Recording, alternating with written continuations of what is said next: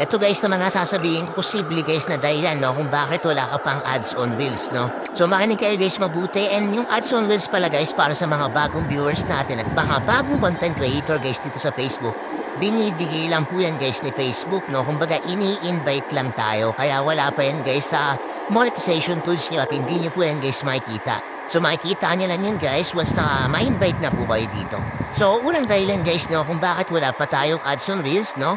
Unang-una, hindi tayo guys nag-a-upload palagi. Dapat guys nag-a-upload tayo palagi kahit isang video man lang sa isang araw, no?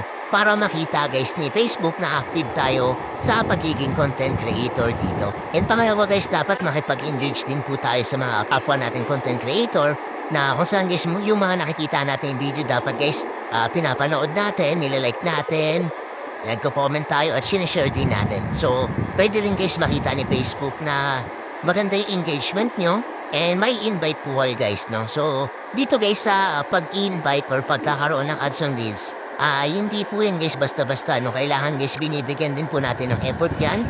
Dahil nga hindi yan basta-basta binibigay guys ni Facebook sa mga content creator. So, binibigay niya lang yan pag nakita niya na deserving talaga tayo na magkaroon ng ads on Reels. Kaya makapag-engage na. Follow, like, and comments.